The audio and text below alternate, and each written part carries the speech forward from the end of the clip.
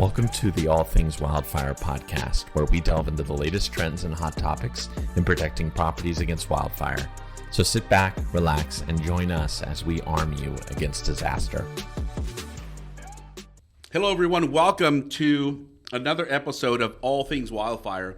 And today I'm very excited to announce our guest who has this amazing experience. And I'm going to want to unpack as much as I can with him. But let me introduce this gentleman, Mr. Steve Hawks, who's retired full-time from CAL FIRE from the position of being a deputy assistant.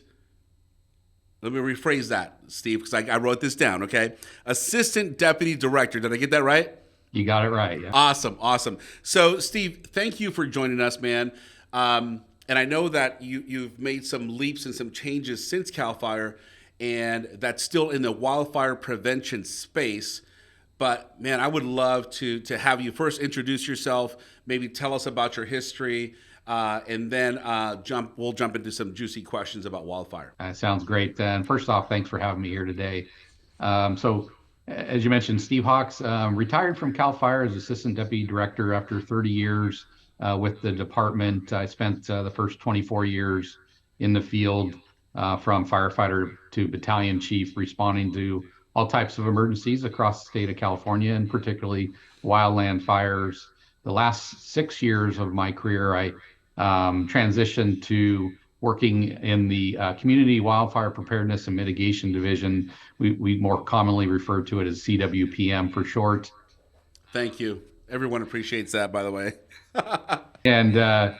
And so underneath the Office of the State Fire Marshal for CAL FIRE, and we focused in on everything community preparedness for wildfire. So defensible space, home hardening, fuel reduction projects, grant funding, just to name a few of the many programs that we manage. That's awesome. And Steve, I got to tell you, like, me as a homeowner, and I probably some of our listeners, is like, that's all we see on television. When the hillside's on fire, like CAL FIRE, CAL FIRE, CAL FIRE.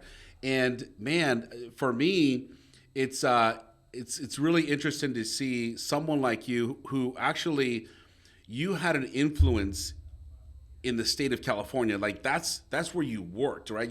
You had direct impact with the state of California, and through your many years of experience, and then also part of the CWPM.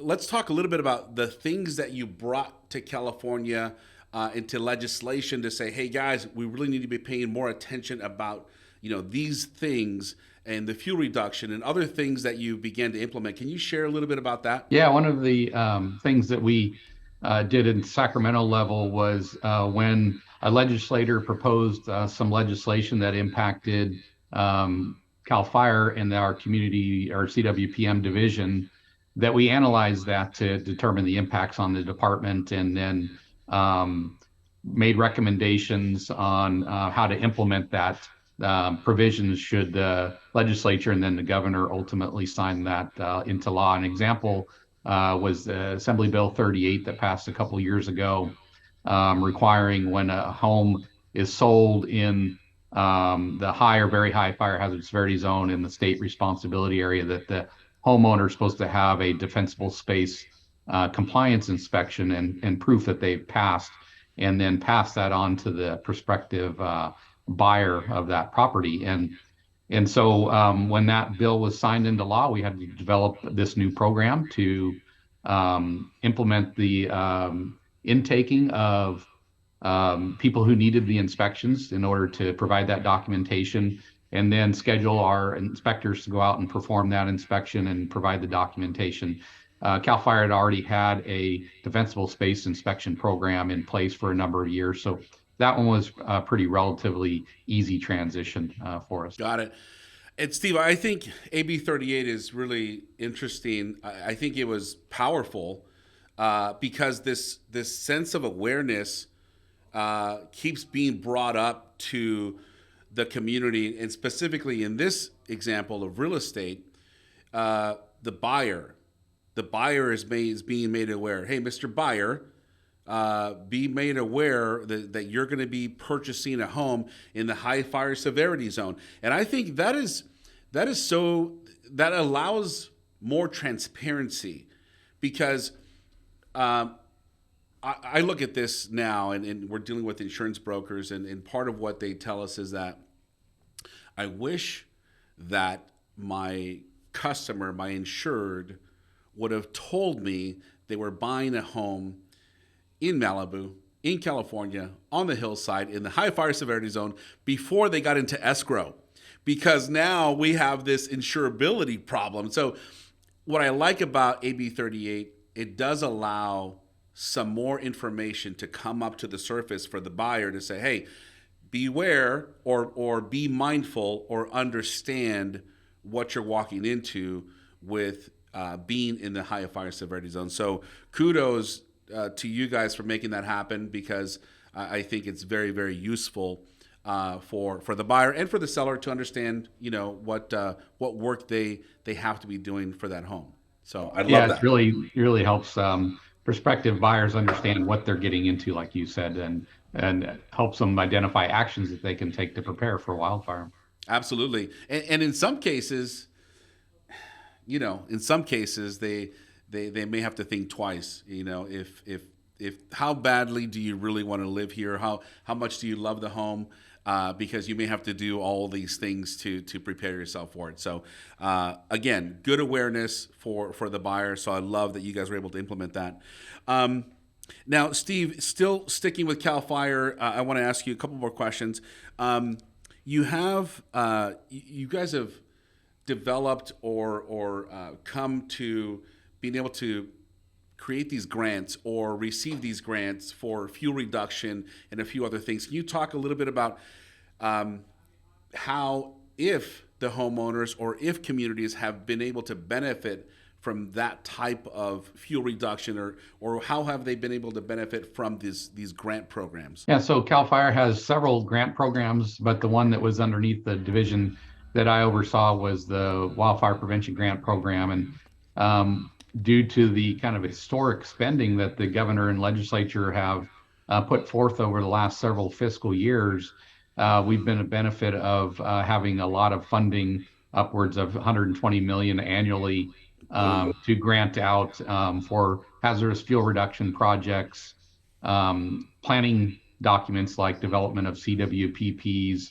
and public education, outreach, and awareness. And so we open up a solicitation period. In fact, there's one that's open right now, and it closes coming up here on March 15th. Please tell us about it. Like, I would love this. As a matter of fact, Vincent, we might release this video or this podcast before, so that way we have this date. Because I really want people to take advantage of these grants. And so if you don't mind, Steve, maybe elaborate on that grant, and then elaborate on who should be applying typically for these types of grants, if you don't mind. Yeah, absolutely. So like I said, there's three different project types that we look at. That's hazardous fuel reduction. So that, and it's focused in on serving communities. So protecting communities, lives and property. And that could be for like mechanical fuel reduction projects, prescribed fire, grazing, are all meet that category. Defensible space also fits in there for fuel reduction just around, the home. And then development of planning documents like evacuation planning documents, community wildfire protection plans, safety elements of general plans or similar documents focused on wildfire preparedness and planning. And then public education, whatever that might be. So defensible space, home hardening, outreach, things like that. So eligible applicants are pretty much everybody, and it's easier to explain who's not actually eligible than to explain who is eligible. So those that are not eligible are individual homeowners, those that are for-profit companies or do not have nonprofit companies that do not have a 501c3 designation. So if you're a property owner looking to receive funding, one way to work that is to work with a local fire safe council or resource conservation district or similar organization that has that designation of 501c3 that can receive the funding and work hand in hand with them to implement a project at the local level. Boom! I love that. Thank you, Steve. And you talked about the grants going to the community level. Can you explain a little bit more about what a CWPP is and who, who should be applying for those specifically as far as the CWPPs? Yeah, a CWPP is a Community Wildfire Protection Plan, and it is a planning document that helps a geographic area, I'll just explain it as that for now, plan for wildfire. So that geographic area could be like a whole county. It could be a specific area within a county or anything in between. It could be multiple counties as well. And it helps them identify all the key players that need to be involved in planning and preparing for wildfire, bringing those people together. That's one of the main focuses behind the CWPP, is bringing all those groups together and getting them marching all in the same direction with a common goal, and identifying strategically what makes sense project-wise for fuel reduction, for public education and outreach, to name a few, to implement there at the local level within that geographic area. And so CWPP may identify some fuel reduction projects in specific locations and what type of fuel reduction project that is and so forth. And then once they have that plan in place, then it's up to those entities that are part of that sign to be a part of that document to implement those projects that they've identified within that document. And fortunately now, CAL FIRE, along with the federal government, have started to put a lot of funding out there for entities to develop a CWPP if you've never had one before, update one if you have one that's more than 5 years old, and also implement projects that are identified within them. Boom! I love that. I really do want cities, municipalities, fire safe councils to really hear this message, because I remember a couple of years ago, Malibu had paid for a CWPP. I don't know if it was from grant money or not, but it was in the six figures. And it was such an elaborate plan. I thought, wow, this is really, it really did allow everyone to understand wildfire science, wildfire history, evacuation routes, the risks that are in your city. So it was really powerful. So I would love for cities, fire safe councils, anyone else who's able to take advantage of applying for these types of grants to really, that's going to help strengthen the community, and with a lot more understanding as to, not only how we can keep ourselves safe, but how we can keep each other safe, the community, because I think some of the things that, at least for me, I flash back always to the Paradise Fire, and you see these walls of flames everywhere, and then you see people on Instagram and Facebook sharing their experience that's frightening, and those are the things that we want to avoid. And I think through this type of funding, it allows people to say, hey, look, let's wake up a little bit, and let's plan a little more every single year to be better at understanding that we live in this risk area, and we need to learn to live with it. If we're going to decide to stay here, we need to really adopt our way of living life here. So I love that. Thank you, Steve, for sharing. So now, Steve, I know I want to bridge over to what is it you're doing now, and what impact do you want to make with your second phase of life of what you're doing? Can you let us know a little bit about that? Yeah, absolutely. And so, like I mentioned earlier, I retired after 30 years with CAL FIRE in December, and you see the background behind me, the iconic facility that the Insurance Institute for Business and Home Safety has in South Carolina, the research laboratory.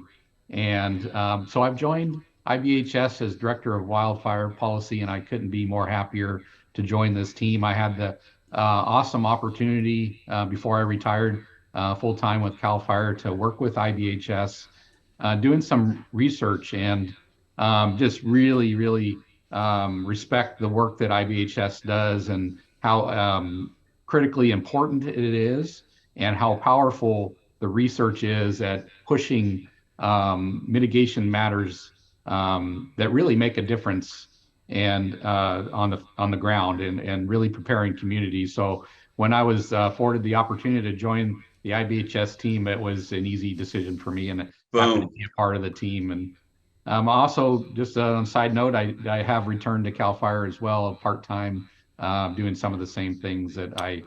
That's what happens, Steve, right? They just pull you back in, brother, right? Who says that? Is that Scarface, or who's the one who says that? I don't know who says that. Some mobster movie. But yeah, so look, congratulations. I love IBHS.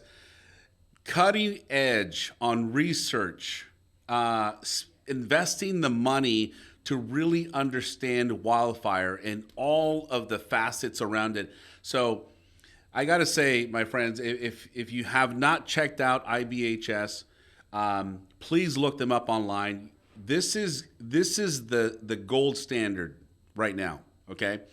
And I think homeowners, property managers, HOAs, fire safe councils, really to look to IBHS as what can we learn? What are the lessons that they've already began to discover that we don't have to try and figure out? Let's just take the template they have and really work this through.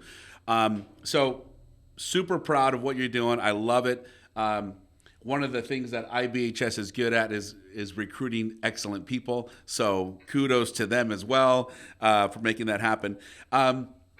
So Steve, with regards to the wildfire prepared home, and that designation that IBHS has really kind of created as really a metric for properties, are you involved in that aspect of IBHS? Yeah, I'm definitely helping with the implementation of the program here in California. It's the one and only state currently that the program is open for.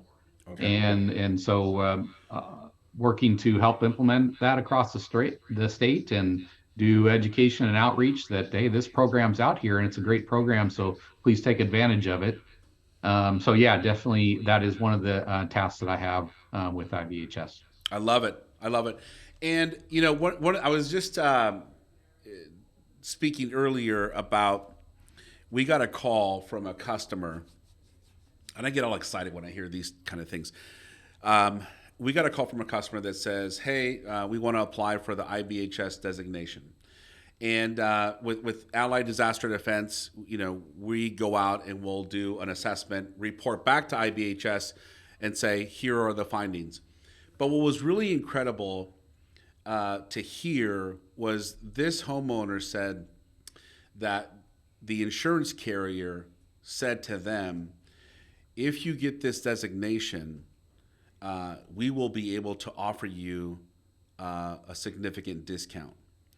And significant is relative, right? Depending on how much the policy is. But that to me is so exciting. And I think this is exciting for future homeowners that have to have this renewal process going on with insurance, because let's face it, a lot of the pain that's showing up here right now in California and in multiple states for that matter is the insurance carriers, they have bled too much and they can't bleed anymore. So they're saying we're tapping out. We can no longer, honor and renew your policy. And so IBHS comes up and says, hey, look, let's do all of these things that because of our research, we understand if you do these things to your property, it will make it more defensible against wildfire. And so to me, that's super exciting to be able to see these small things happening that I hope within a year are so commonplace that people are doing the home hardening and they're getting the discounts, and we're able to change how the thinking goes with the carriers and the homeowner and the struggle that's in between. Do you have any thoughts on that, Steve? Yeah, I mean, like you said, this program is based in science. So it's the mitigation strategies that are part of it are proven to work. And it's so powerful because it does two things. One, it when you take these steps, it makes your home more resilient to a future wildfire, and that should give the property owner some peace of mind that they're more resilient to a future wildfire. Now, there's no guarantees. We need to do everything we can to make our homes and properties as resilient as possible. So there's no guarantees when a wildfire comes through, but this gives the home the best chance of surviving. And then the second thing is when you implement these things, as you mentioned just a little bit ago, you have the opportunity to not only maybe maintain your insurance, but get a discount and keep it at an affordable rate. So, more resilience and hopefully better insurance. How does it get any better than that? Yeah, that's a win-win. That's a win-win. Now, Steve, I'm going to be asking you, and I'm going to prep this question because I want you to think about it, and then I'm going to talk about it something a little bit different. But I'd like to hear a story or something that you've experienced where the homeowners have lost their home and you've been there and you've seen this firsthand. I don't know if you have, Steve. I'm assuming you have, but think about what that would be, because I want homeowners and I want the listeners to hear the reality of what firefighters have already experienced multiple times, and you almost wish that every homeowner could understand that they could avoid this tragedy, right? So as you consider that, I do want to add one thing you mentioned right now about there isn't a guarantee that the home will survive. And I learned this from Ann Cope a few weeks ago, where she gave the example of the crash test dummies and how this research company funded by the car companies, they do the crash test dummies. And yes, the airbags are working and all that, but just because you have an airbag, it does help, but it doesn't guarantee that you're not going to die either, right? And so I see that in a similar connection, like let's do the preparation work. Let's do the things that we know are going to protect us. And in most cases it will, and in some cases it just won't for other reasons that take place. So I do love that thought process of, yes, these are the best practices. There's no guarantee, but absolutely the best practices for that. So looping back to the question, Steve, do you have any experiences like that you may want to share for homeowners? I do have some. One of the things that we developed in the CWPM division of CAL FIRE is damage and inspection program. And so all fires that occur within CAL FIRE's jurisdiction where a single structure is damaged or destroyed, we go out and document the damage. And one of the focuses of that process was to learn what we could about the building construction of the home, because the State Fire Marshal's office is responsible for maintenance and continued development of the California Building Code Chapter 7A for building it in wildfire-prone areas. And so I saw firsthand, home after home in the Tubbs fire and the Camp fire and a lot of fires, glass fire, to name just a few, destroyed, and property owners coming back during the repopulation process and seeing their home destroyed for the first time, and just a gut wrenching thing to witness. And then, unfortunately, I grew up in Paradise, and during the Camp fire, my parents were evacuated, and they lost their home that day, which was my childhood home. Oh, no. That I grew up in, and seeing them really go through that process of losing their home.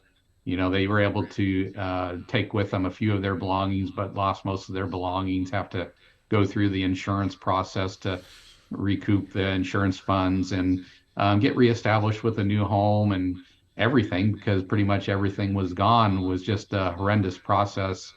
You really don't want anyone to have to go through that.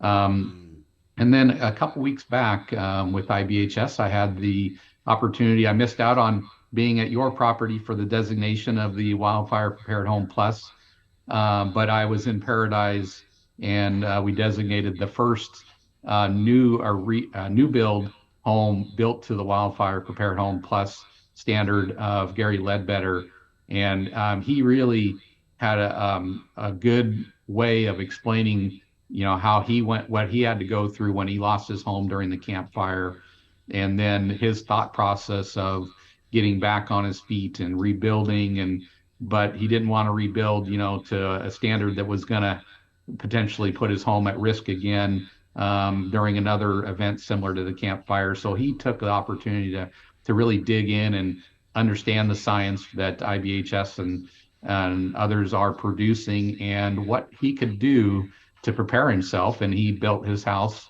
to the Wildfire Prepared Home Plus standard and received the designation, and now has a new home that is very resilient and also affordable insurance. So yeah, unfortunately, I've had some opportunities to see that side of, what happens when you lose a house, and you really don't want to have to go through that. Do all things that you can do now to prepare for wildfire, and there are, fortunately, things that you can do. Boom. Man, Steve, I had no idea, brother. I had no idea that the home you grew up in went down. I gotta say, even more so, probably why you're a champion for this message, right? Is your parents have lived it, and thank God they're okay. But wow, that's it's very real when it hits home like that.